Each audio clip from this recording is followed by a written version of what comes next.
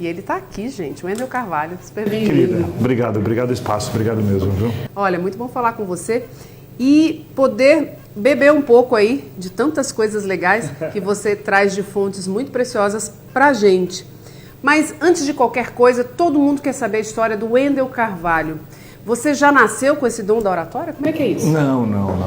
Há um bom tempo atrás, cerca de 11 anos atrás, eu trabalhava no mundo corporativo, tinha uma equipe, consegui chegar nessa jornada minha de busca por atingir alta performance corporativa e tudo mais. Eu percebi que eu estava liderando um time, estava num cargo invejável, né, de liderança de time, numa grande corporação, um cargo de direção, só que eu não era feliz. Eu percebi que eu não fazia diferença na vida das pessoas como eu queria realmente fazer.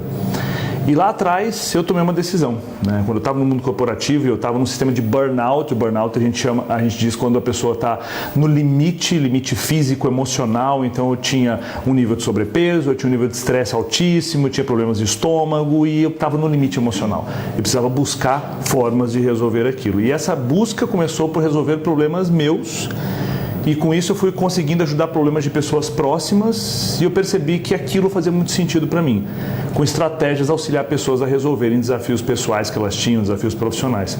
E isso com o tempo, uma trajetória de ir para uma consultoria, depois montar minha própria empresa, fazer eventos com 10 pessoas, 30 pessoas. Hoje em dia a gente faz eventos com 2.000 pessoas, eventos online com 15.000 pessoas online. Então, hoje em dia a mudança aconteceu porque lá atrás eu busquei tomar as rédeas da minha própria vida. E hoje a gente auxilia pessoas a chegarem mais longe. Sensacional. Agora, dentro do universo de tantas coisas que você contribui, tanto nos seus vídeos no YouTube, quanto nas suas palestras, você tem, na verdade, um trabalho voltado para a tríade corpo, alma e espírito. E dentro disso, você criou uma metodologia que ajuda as pessoas a pensarem e agirem diferente. E a grande dificuldade das pessoas, que você já demonstra nos seus vídeos, que a gente assiste, é que as pessoas elas estão muitas vezes perdidas. E aí elas querem ter uma vida abundante, como você diz, mas elas não sabem como, nem como começam, nem como desenvolvem, e tem até medo do fim, de como que vai ser esse momento na vida. E o teu trabalho é esse, ajudar as pessoas a não se perderem. Isso. Como isso é possível? Exato. Então, eu acredito muito na ideia da vida realmente abundante, do que eu chamo de vida épica. Então, as perguntas são, por que não? Por que eu não posso ter, por exemplo, um relacionamento incrível com a pessoa que está comigo? Por que eu não posso ter o corpo e a saúde dos meus sonhos? Por que eu não posso ser realmente abundante financeiramente, ser rico, ter patrimônio? Por que eu não posso ter tempo com os meus filhos? Por que eu não posso ter uma carreira fantástica e fazer diferença na vida das pessoas? Então, a minha pergunta matriz é essa. Por que eu não posso ter isso e por que algumas pessoas conseguem e outras não? Nesse processo as pessoas se perdem em relação à gestão do seu tempo, se perdem em relação a processos internos de crenças que elas têm, crenças de vitimismo, crenças de não merecimento, coisas que ouviram dos pais, e essas programações vão limitando as pessoas. E as pessoas hoje em dia estão cada vez mais despreparadas para poder atingir níveis grandes. O mundo está exigindo cada vez mais. Com essa demanda de informação que vem, está tudo fica mais fácil você chegar onde você quer, só que como são muitas oportunidades, as pessoas se perdem. Se perdem no meio do cascalho, se perdem no meio de coisas pequenas, em vez de focar em coisas grandes, como diz Stephen Covey. Sensacional. Agora vamos lá. Tempo. Acho que é o pilar de tudo que você trabalha na vida de muitas pessoas. As pessoas hoje não conseguem otimizar o dia, né, o tempo, para conseguirem fazer tudo que desejam. Trabalhar, ficar com a família, cuidar da saúde. E aí, como você consegue fazer as pessoas pensarem em tempo e agilidade e claro, obviamente, em gerenciar uma vida de sucesso em dias assim onde o tempo faz isso? Sim. É possível gerenciar, ter gestão de tempo? É completamente possível e envolve duas grandes áreas, né? A área de pensamento, que tipo de crença você tem que ter sobre aquilo, o jeito que você pensa, e ferramentas, um cabedal de ferramentas. Você precisa das duas coisas. As pessoas não têm um pensamento orientado para produtividade. Produtividade não quer dizer fazer mais em menos tempo, porque muitas vezes se a pessoa está se afundando na empresa, sabe, se afundando em relação ao ambiente corporativo, não está conseguindo ver a luz no fim do túnel, eu dou mais produtividade para ela, essa pessoa vai se afundar cavando cada vez mais rápido a própria cova. Então a ideia é fazer a coisa certa no momento certo. É a ideia de não subir a escada de forma muito rápida, mas sim ter certeza que a escada está apoiada na parede certa. A grande essência aqui, então, é o seguinte: eu preciso definir o que de fato é prioritário para mim, entendendo o objetivo final que eu quero ter. Só que acontece, se eu te perguntar que tipo de carreira você quer ter, que tipo de performance física você quer ter, que tipo de finanças você quer ter, sempre as respostas vão ser coisas assim incríveis. Pô, eu queria que fosse assim, eu quero deixar minha marca no mundo, eu quero. Ok, o que você vai fazer para chegar lá? Quais são os seus passos?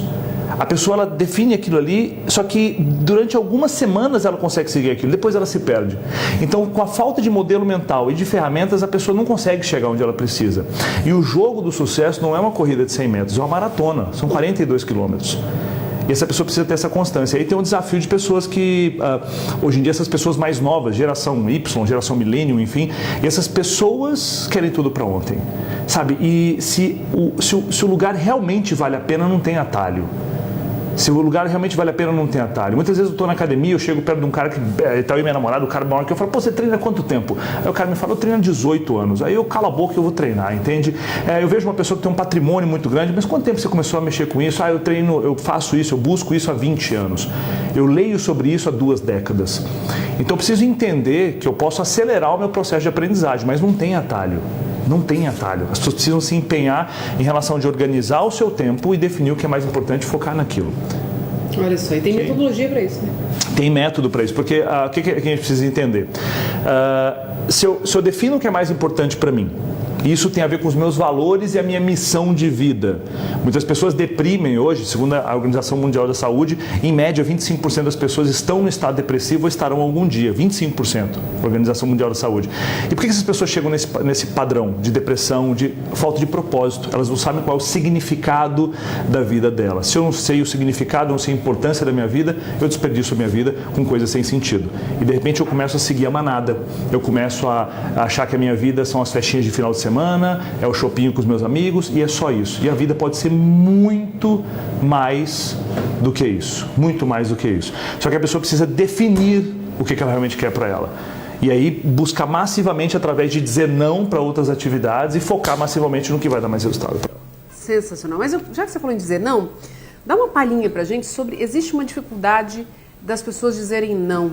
Inclusive para convites de amigos, para aquele momento que você precisa estudar, para aquele momento que no trabalho você não está conseguindo efetivamente realizar porque uma outra tarefa foi dada e você ficou confuso. Enfim, dizer não, você diz isso nos seus vídeos, muitas vezes é dizer um sim interno, quando você diz um não. E aí? Mas dizer não é uma tarefa muito fácil para muita gente. Muitas TVs já me buscaram para fazer entrevistas justamente sobre isso, né? Dentro do Método Cronos, que é um curso de produtividade que nós temos, a gente explica isso lá. O grande desafio que existe é o seguinte: a grande verdade é que as pessoas morrem de medo de serem rejeitadas. Sabe, a rejeição é algo que vem da infância. Não quero ser rejeitado pelos meus pais, isso é muito forte. E quando eu penso na possibilidade de dizer não para alguém, vem a reboque disso a possibilidade de eu ser rejeitado, de eu ser julgado pelas pessoas. Logo eu começo a pegar coisas para fazer o tempo todo. E qual que é o grande desafio que existe aí? Se você pega coisas para fazer o tempo todo, você se desvia da sua missão, porque você está querendo ser agradável com as pessoas. Então as pessoas precisam se perceber em relação a isso. Eu quero ser agradável com as pessoas o tempo todo, eu quero ser popular com as pessoas o tempo todo, ou eu quero atingir minhas metas? Eu quero realmente atingir coisas grandes, porque senão o que acontece? As pessoas ficam fazendo coisas para as outras, pequenas tarefas, tem aquele prazerzinho imediato e não conseguem focar em projetos. Um projeto de conseguir empreender, um projeto de conseguir perder peso, um projeto de conseguir mudar de cidade com a família toda e ter uma vida muito incrível. Aí o que acontece? Ela fica gastando energia com poucas coisas, sem dizer não para as outras pessoas, porque elas querem ser aceitas, e aí ela se perde nesse processo. Então, o que é preciso entender? O sim que você precisa dar é para você. Quando você diz sim para suas coisas, muitas vezes você diz não para outras pessoas. E isso não quer dizer que as pessoas vão deixar de gostar de você. Se a pessoa deixou de gostar de você ou falar contigo porque você disse um não para ela, reflita se a amizade dessa pessoa realmente vale a pena. Se ela realmente está interessada em você como indivíduo ou nos favores que você faz. Então é importante entender isso. Se as pessoas não se posicionam, temos um grande problema. Gente, sensacional. Olha as dicas que você está ganhando aí de presente do nosso querido Wendel Carvalho. Mas não acabou não, gente. Vamos falar sobre reter o que é bom. Wendel, a gente vive num mundo virtual, intenso, efervescente. Facebook está aí, inúmeras redes sociais poderosas. E a juventude está aí pensando pessoas e personalidades que que elas querem ser ou querem parecer. E aí você fala uma coisa super interessante sobre isso, que há sim um efeito nocivo em acreditar que essas personalidades vivem essa vida 100%, né? Como você diz, não é um filme, é um trailer. É um trailer. Né? É um trailer. Então, só que aí, esses jovens podem sim pensar essas personalidades e essas vidas que eles almejam, mas reter o que é bom. E o que não é legal, tira fora. E aí? Exato. É essa a sua dica? Então, eu vejo muitas pessoas assim, e uma geração de pessoas frustradas que estão vindo aí porque observam vidas perfeitas, magníficas, e são vidas que vidas que não são reais, porque a vida o tempo todo não é daquele jeito. Só que o que aquela pessoa expõe no Instagram dela, no Facebook, ou enfim, é um trailer, é um momento que ela está vivendo. Só que quando eu giro a barra de Facebook e Instagram das pessoas, eu vejo momentos felizes o tempo todo. Só que naquele dia eu estou me sentindo um bosta, eu estou me sentindo uma merda naquele dia. E como é que eu resolvo isso? Eu preciso ter a mentalidade que aquilo não é a vida dela completa, não é o filme, é um trailer. E eu preciso entender que aquele trailer não é a realidade completa, é um momento, é um trechinho.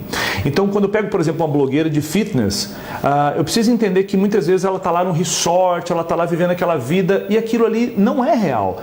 Ela vive um estilo de vida que para a maioria das pessoas não é possível, a não ser que eu crie abundância financeira para poder também viver aquela vida. Mas eu preciso aprender a tirar o que é bom. Poxa, bom dela é a disciplina que ela tem com o treino. Disciplina é o que eu quero para mim. Vou puxar essa disciplina para mim.